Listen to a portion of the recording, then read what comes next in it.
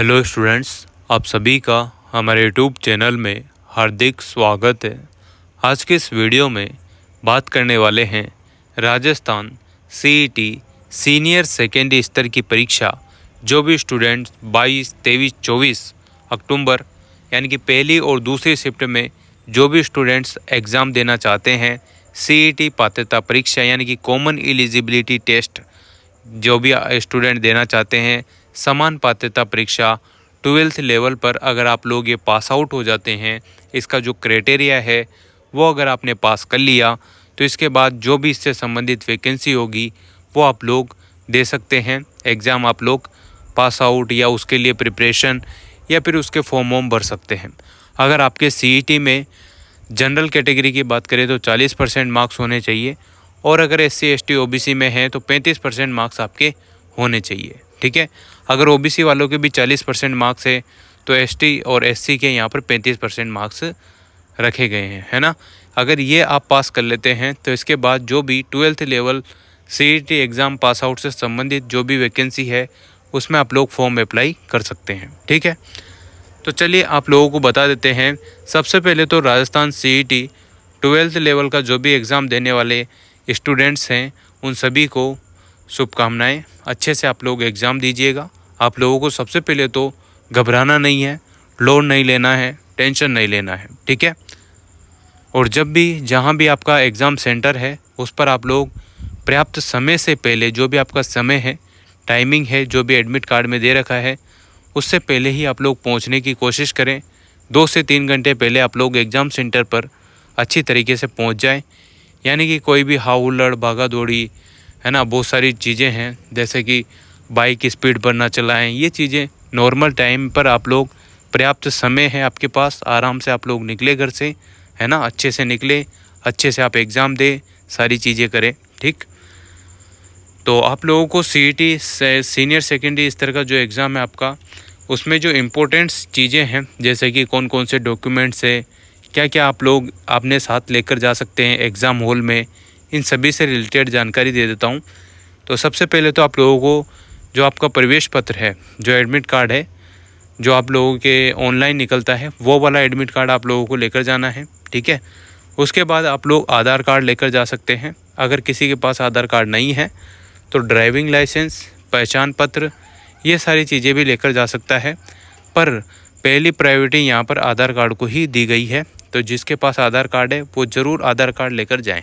ठीक है, फिर इसके बाद देखो आप लोगों को पेन लेकर जाना है जो कि आपका बॉल पेन होना चाहिए और नीली स्याही का होना चाहिए, यानी कि ब्लू पेन लेकर जाना है आपको। बॉल पेन जो है वो लेकर जाना है, 1 या 2 लेकर जा सकते हैं। ट्रांसपेरेंट होना चाहिए, यानी कि वो 3-3, 4-4 रुपये के जो आते हैं वो वाले। ठीक है, ताकि आप लोगों को कोई इशू ना हो। और अगर हम बात करें तो एक फ़ोटो लेकर यहाँ पर जाना है। एक की जगह आप लोग 2 फ़ोटो भी लेकर जा सकते हैं, क्योंकि एक फ़ोटो मान लो इधर उधर रखने में आ जाए, कहीं गिर जाए तो आपको दिक्कत ना हो, इसलिए आप लोग 2 या 3 फ़ोटो लेकर जाएं। ऐसे काम तो एक ही फ़ोटो आएगा, पर फिर भी आप लोग देख लीजिएगा, है ना। तो ये सारी चीज़ें आप लोग लेकर जा सकते हैं। ड्रेस कोड से रिलेटेड वीडियो मैंने पहले बना दी है, आप लोग ज़रूर देख लेना, लिंक डिस्क्रिप्शन में है ना। और बहुत सारी चीज़ें हैं जो मैंने आपको बताई है। एग्ज़ाम हॉल में बैठने से पहले क्या क्या चीज़ें ध्यान रखनी है, पेपर कैसे देना है, OMR शीट कैसे भरनी है, सबके लिंक आप लोगों को डिस्क्रिप्शन में मिल जाएंगे, तो ज़रूर आप लोग देख लेना।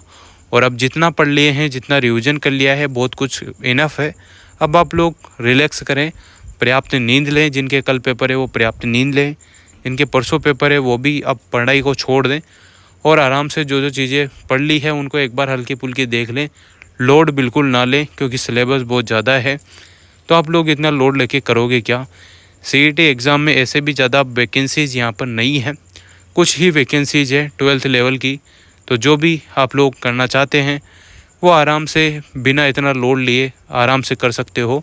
तो आप लोग पर्याप्त पढ़ ही लिया होगा, आपने जितना पढ़ा होगा, तो अब रिलैक्स रहें और आराम से पेपर देने जाएं। जिसका सेंटर दूर है और जिनका टाइमिंग है उस टाइम पर ही पहुँचे, उससे पहले ही पहुँचे, 2 घंटे पहले जो भी उसमें गेट बंद होने का टाइम दे रखा है ना। ये सारी चीज़ें आप लोग ध्यान में रखते हुए जाएं, क्योंकि बहुत सारे स्टूडेंट जाते हैं पर गेट बंद हो जाता है, फिर जाना नहीं जाना बराबर हो जाता है। तो ऐसी गलती ना करें, इन गलतियों से बचें और अपने मतलब स्वास्थ्य का ध्यान रखते हुए, खुद का ध्यान रखते हुए जाएं, क्योंकि बहुत सारे हादसे होते हैं। बहुत सारे स्टूडेंट जो है इस जवानी में बहुत सारी चीज़ें कर बैठते हैं। तो एग्ज़ाम आपके चलते रहेंगे लाइफ में। अगर जीवन है तो सब कुछ चलता रहेगा। तो आपका जो जीवन है वो अमूल्य है, इसे ध्यानपूर्वक आप लोग और आराम से जाएं। ऐसा नहीं कि हड़बड़ाहट में जा रहे हैं, इधर उधर की गलतियां कर रहे हैं, अनाप शनाप काम कर रहे हैं। ये चीज़ें बिल्कुल भी ना करें। बाइक वाइक जो भी चलाते हैं, कार वगैरह चला रहे हैं, ट्रेन की छतों पर ना बैठें, बस में भीड़ में कोई गेट पे लटक के आ रहा है ना, और बहुत सारे स्पीड पर बाइक चला रहे हैं, तो बहुत सारे हादसे होते हैं। तो आप लोग अपना ध्यान रखते हुए, है ना, अपने माता पिता के बारे में सोचते हुए, इन सब चीज़ों से बच के अपने आराम से रिलैक्स होकर बिल्कुल टाइमिंग से पहले आप लोग पहुँचे। पैसे ज़्यादा लग जाए कोई दिक्कत नहीं है, पर आप लोग ना मतलब अपने स्वास्थ्य का, अपने जीवन का, है ना, इन चीज़ों का ध्यान रखकर ही आप एग्ज़ाम सेंटर पर पहुँचिएगा। बाकी एग्ज़ाम तो बहुत सारे आते रहेंगे।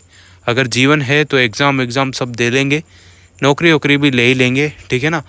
तो यही सारी चीज़ें थी। और फिर से आप सभी स्टूडेंट्स को इस चैनल की तरफ से हार्दिक शुभकामनाएं।